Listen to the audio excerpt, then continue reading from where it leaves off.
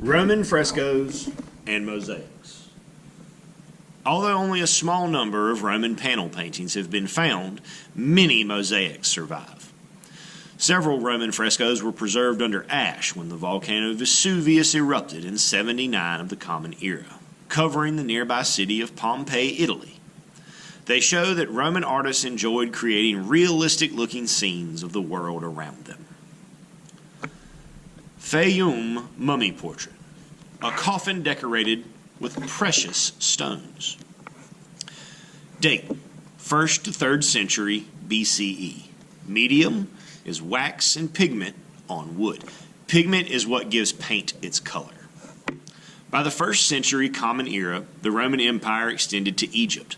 In Fayum, near modern-day Cairo, realistic-looking portraits of the dead were painted on wooden boards that were attached to their mummy cases, also known as coffins, also called, as we talked about when we were talking about Egypt, a sarcophagus. Many of these remarkably realistic paintings have survived, and they suggest that other Roman paintings from that time may have been just as lifelike. The Villa Correale, a Roman villa that was preserved by ash. Dating from 40 to 50 before the Common Era, media is fresco. More wall paintings survive than any other kind of painting from ancient Rome.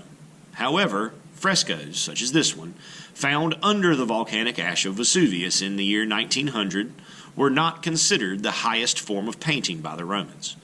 After sculpture, the most prestigious form of art was panel painting, but most of the wooden panels have long since rotted away. A sense of depth and space is created in this scene by the use of color, but it does not use the techniques of true linear perspective that were invented much later. This is a bedroom fresco at Correale. Without techniques of perspective, a sense of depth can be created by using cold blues for the background and warm reds for the foreground. Pompeii landscape, decoration in a Roman home. Dating from the 1st century Common Era, media is fresco. Romans were the first Western artists to develop landscape painting, using their own form of perspective and shading to make things look realistic. Some landscapes were gardens with flowers, birds, and trees, while others depicted farms with animals. Sometimes they featured buildings that look three-dimensional with painted angles and shading. Many landscapes were painted to seem as if they were views seen through windows rather than paintings. The Garden of Livia, fresco in an underground vault of a villa near Rome. Dating from the 1st to 3rd century of the Common Era. Media is fresco. The Villa of Livia belonged to Livia Drusilla, the wife of the Roman Emperor Augustus. The walls of the underground rooms are decorated with a beautiful garden scene. The plants are painted with a high degree of realism and detail. However, they have come into flower and fruit at the same time, which cannot happen in real life. This creates a dreamlike feeling to the work, and it shows that Roman artists were not always primarily concerned with portraying real life, but rather an idealized version of it. That means a perfect version of it. Plato and his pupils.